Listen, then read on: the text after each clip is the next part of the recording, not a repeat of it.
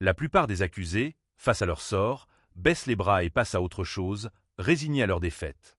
Mais lorsque Pam Bondi a été frappée d'une amende soudaine, elle a riposté avec une précision redoutable, au point que le juge lui-même a fini par douter de la solidité de sa propre décision. Pam Bondi ne s'attendait pas à ce que sa journée débute sous de tels auspices.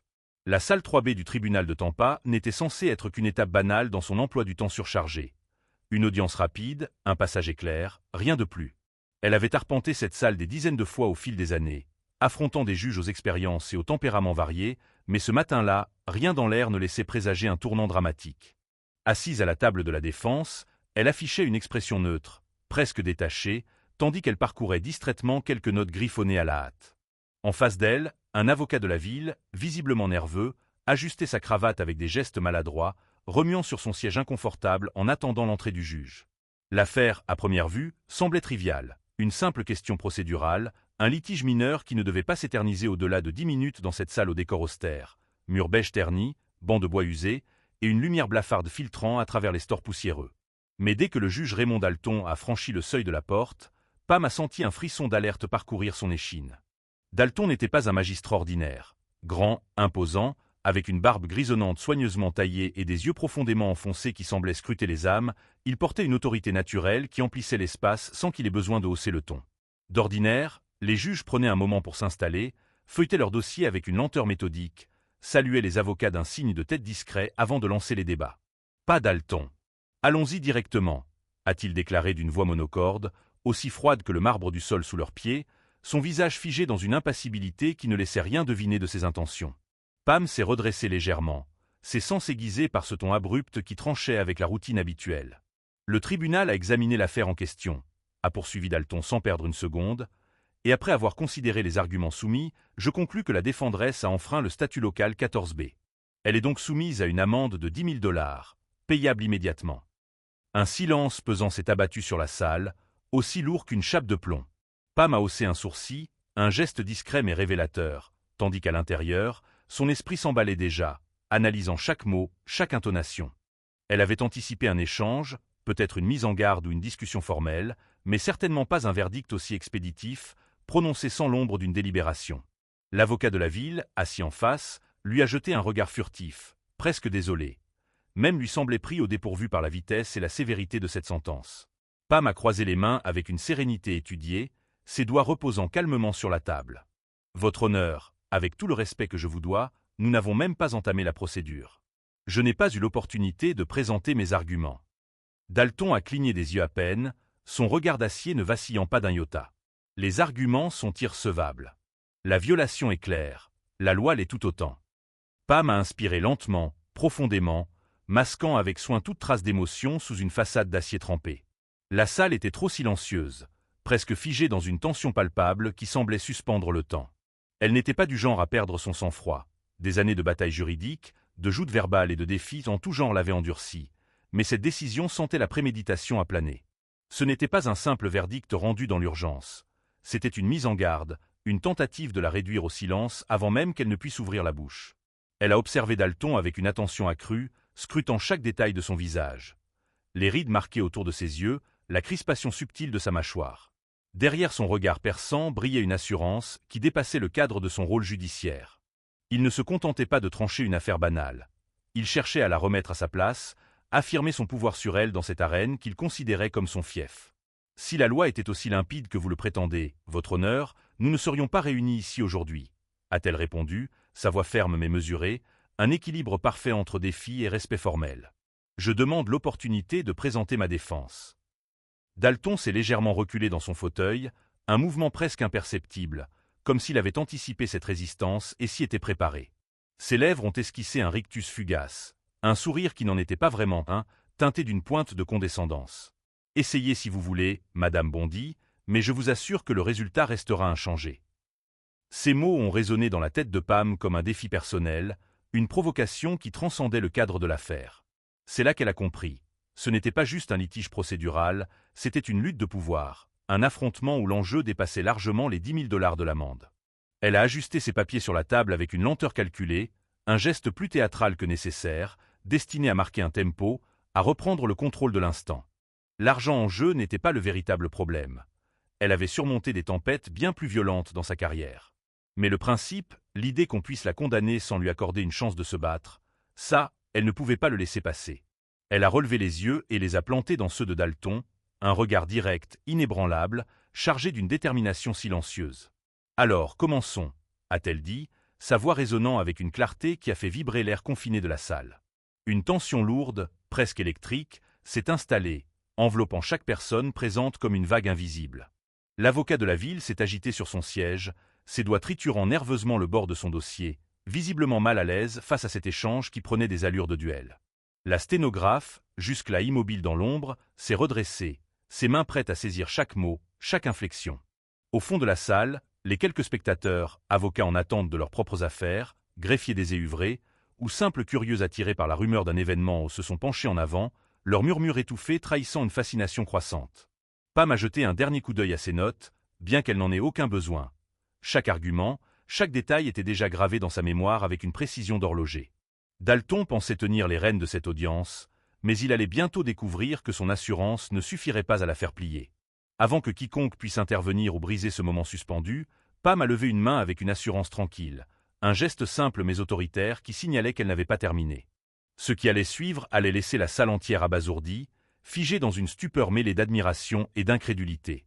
Elle a prolongé le silence un instant, juste assez pour captiver tous les regards, pour faire monter la tension jusqu'à un point presque insoutenable.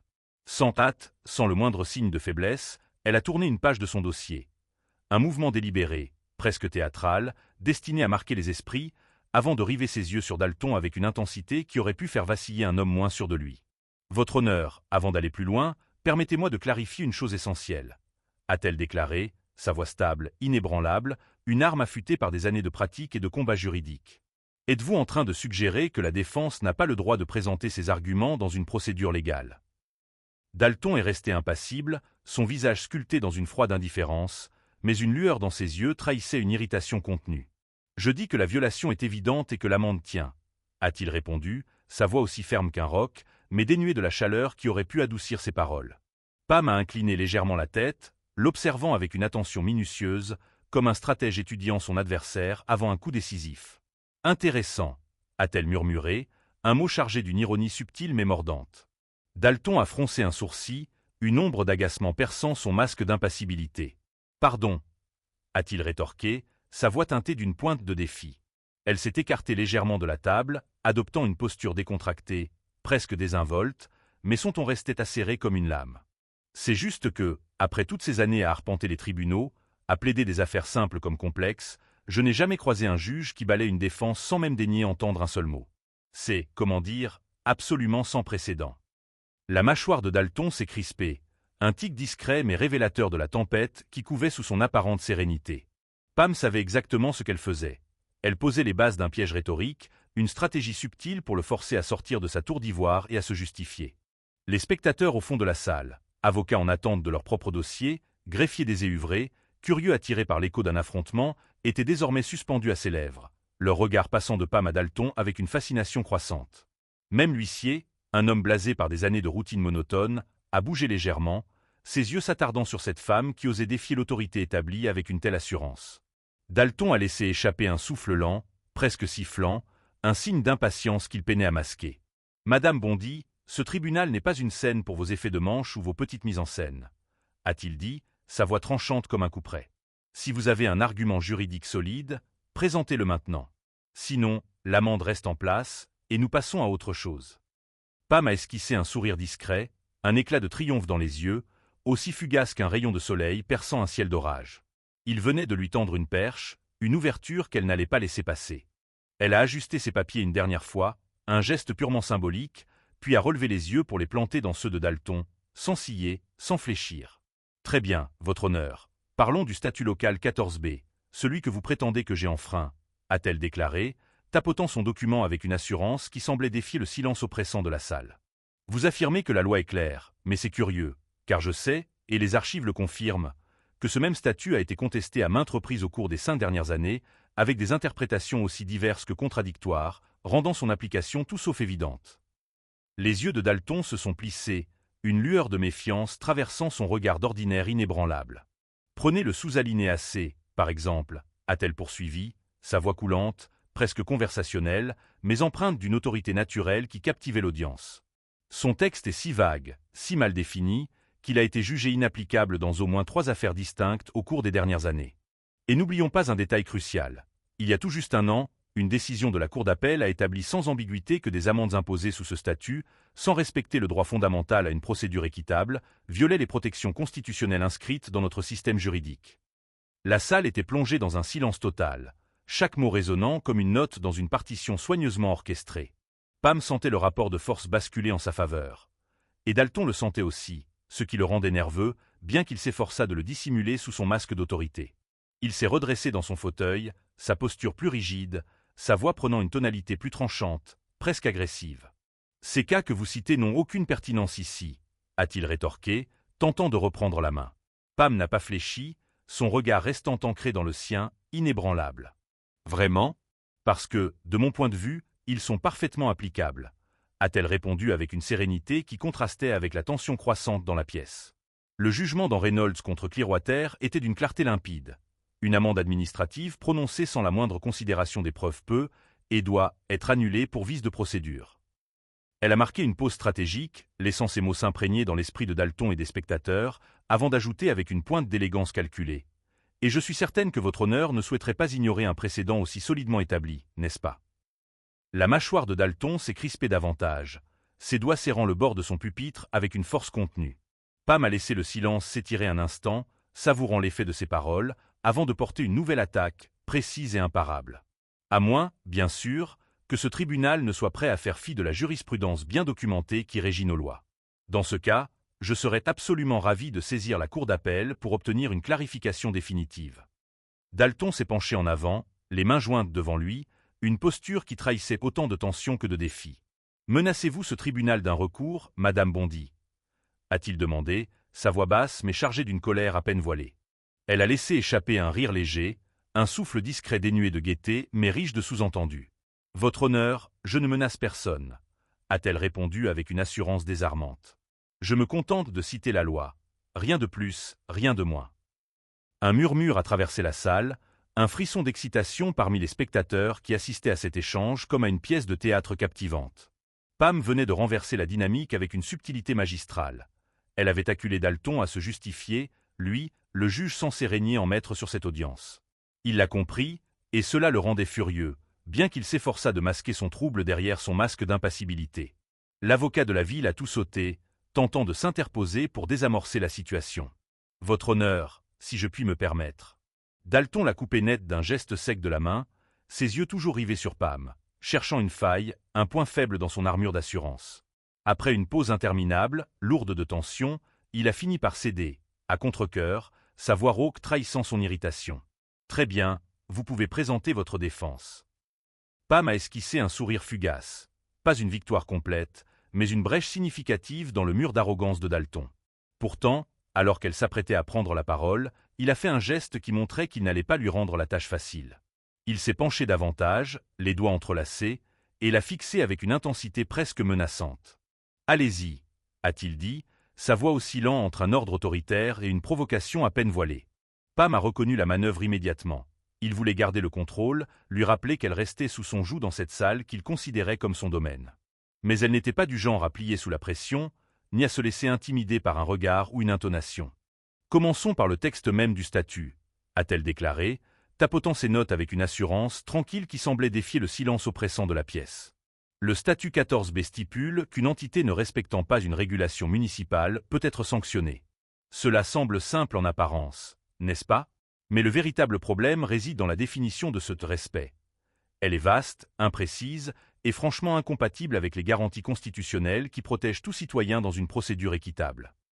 Dalton a laissé échapper un soupir, un souffle d'impatience qui trahissait son agacement croissant. Et pourtant, ce statut a été appliqué sans difficulté à de nombreuses reprises, a-t-il rétorqué, tentant de balayer son argument d'un revers verbal. Pam a incliné la tête, un sourire narquois au coin des lèvres, un éclat de défi dans les yeux. Curieux, ne trouvez-vous pas? Car les archives publiques que j'ai consultées montrent qu'au moins 4 affaires similaires ont vu leurs sanctions annulées, totalement ou partiellement, précisément en raison de cette ambiguïté rédhibitoire. Elle a glissé un regard appuyé vers l'avocat de la ville, qui s'agitait de plus en plus sur son siège, avant de revenir à Dalton. À moins, bien sûr, que vous ne prétendiez que le droit à une procédure juste ne s'applique que lorsque cela vous arrange. Les doigts de Dalton se sont crispés davantage sur son pupitre, un signe de frustration qu'il peinait à dissimuler sous son masque d'autorité. Si votre défense se limite à des objections procédurales fumeuses, je vous invite à revoir vos bases juridiques, a-t-il lancé, le ton cinglant comme une gifle. Pam a marqué une pause, laissant ses mots flotter dans l'air avant de contre-attaquer avec une sérénité désarmante qui contrastait avec la tension ambiante. Sauf, bien sûr, quand la règle n'est pas respectée, a-t-elle répondu, sa voix douce mais chargée d'une ironie mordante. Un murmure discret a résonné au fond de la salle, signe que son auditoire suivait chaque échange avec une attention croissante, presque hypnotique. Elle a saisi un autre document dans son dossier et l'a brandi avec une assurance mesurée, ses doigts effleurant le papier comme une arme prête à frapper. Parlons de Henderson contre Saint-Pétersbourg. Dans cette affaire, un défendeur a été sanctionné sous ce même statut, avec une formulation identique et une méthode d'application similaire à celle d'aujourd'hui. Mais la Cour d'appel a tranché sans ambiguïté que l'interprétation municipale violait les protections légales fondamentales. Le juge a été clair comme de l'eau de roche. Une règle appliquée sans offrir de préavis clair ni de normes précises devient inapplicable lorsqu'elle est soumise à un examen rigoureux. Le visage de Dalton restait figé, mais une tension palpable émanait de lui, trahissant un malaise grandissant qui perçait sous son armure d'impassibilité. L'avocat de la ville s'est penché en avant, tentant une diversion maladroite. « Votre honneur, nous nous égarons du sujet principal », a-t-il dit, sa voix tremblante révélant son inconfort.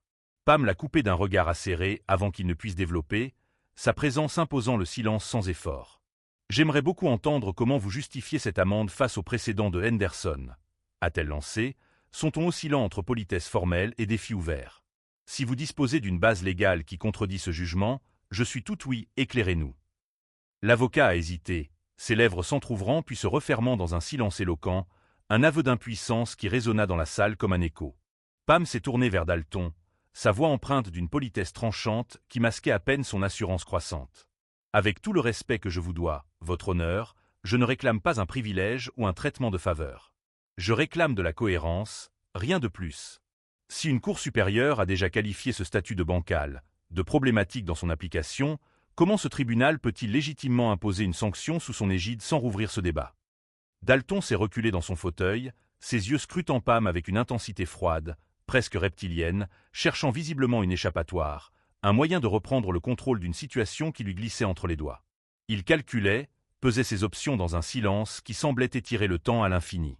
Après une pause qui parut interminable, il a enfin répondu, sa voix tendue, presque grinçante sous la pression. « Les circonstances de cette affaire divergent de celles que vous citez. » Pam n'a pas scié, son regard restant ancré dans le sien, inébranlable comme un roc face à une tempête. « C'est exact, votre honneur, mais le précédent reste pertinent malgré ces différences, » a-t-elle rétorqué avec une sérénité qui contrastait avec la tension croissante dans la pièce. Une loi est soit claire, soit elle ne l'est pas. Il n'y a pas de zone grise, pas d'entre-deux acceptable dans un système qui se veut juste. Le silence qui a suivi était lourd, chargé d'une tension presque électrique qui semblait faire vibrer l'air confiné de la salle.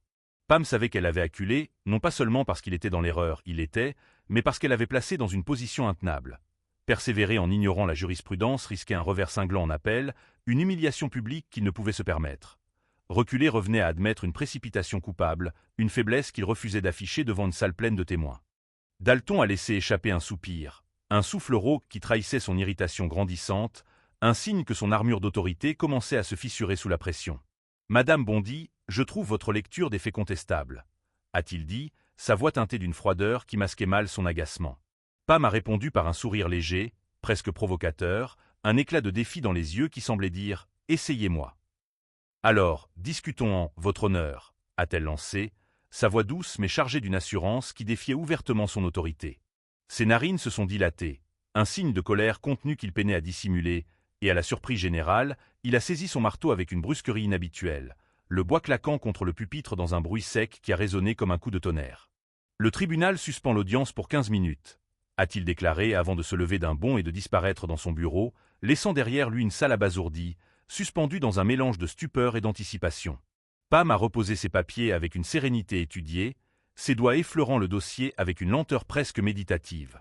Extérieurement, elle restait calme, impassible, mais intérieurement, elle analysait chaque détail de ce qui venait de se jouer. Dalton n'abandonnait pas, pas encore. mais il n'était clairement pas prêt à la contrer de front avec la même assurance qu'au début. Cette pause soudaine était un aveu de faiblesse, une fissure dans son armure. Il avait besoin de temps pour reprendre ses esprits, pour réfléchir à une contre-attaque, peut-être même pour vérifier les références qu'elle avait jetées sur la table comme des grenades dégoupillées. Elle l'avait ébranlé, déstabilisé, et elle le savait. Mais elle savait aussi qu'à son retour, il ne reviendrait pas seul. Il chercherait du renfort, une stratégie pour reprendre le dessus.